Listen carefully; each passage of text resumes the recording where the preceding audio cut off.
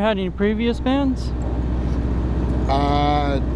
Yeah, I did this band called Warfix when I was in like 1999, 2000, 2001. Oh wow. Yeah. Was that your only other band? Yeah, I did some other projects by myself, like recording at home and stuff, but... How'd you get the name for Warfix, the first song you made with them a year for the demo CD? Honestly, none of that's me. I just write the music. I never really... You want me to hit this book too? Yeah. Could you put the name of your previous band on there too? Yeah, for sure. And who are your inspirations? Oh man, so many. Dimebag Darrell, Eddie Van Halen, my parents. Good. And weed. It's always mom and dad. Mom and dad and weed. And the first song you ever learned on guitar?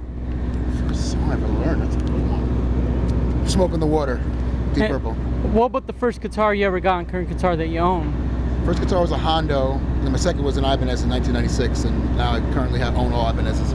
And have you ever had any near-death experiences? I'd say a few, yeah. Yeah. What happened?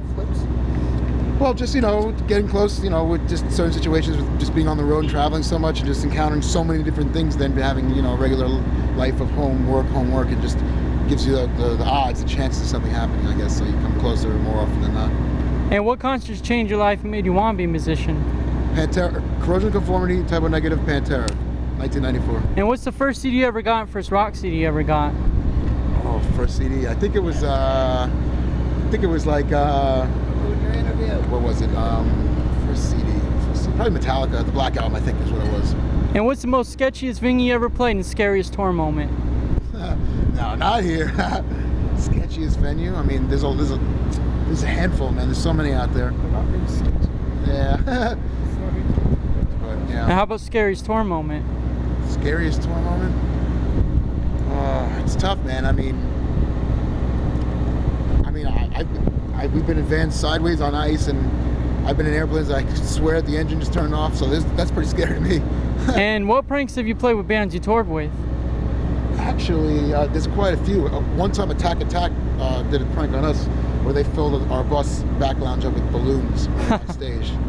And what's your favorite recording memory and favorite touring memory? Favorite recording memory is probably when we recorded our second album at Zeus Studios. It was a Respect issue. And we really had no money to buy weed, so we borrowed a friend's bong, broke it, boiled it for resin, and smoked it out of an aluminum foil. Oh my God. And what's the first song you did with this band?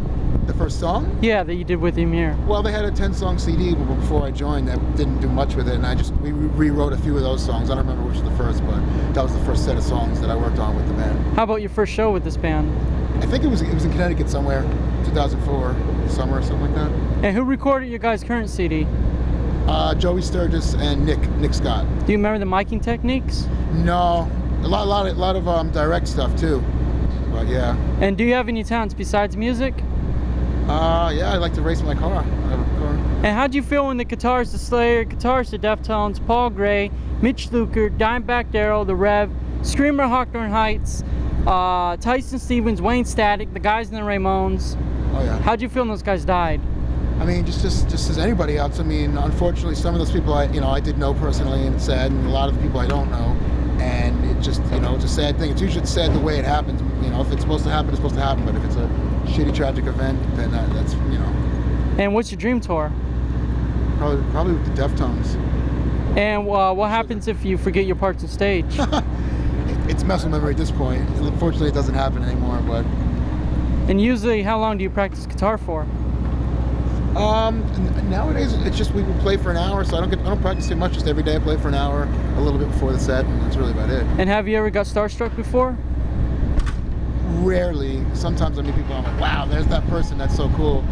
And it doesn't really starstruck, it just makes me think like, wow, I see that person everywhere, now they're in front of me. Once in a while that happens. And how do you feel about the mainstream versus underground versus sold out bands?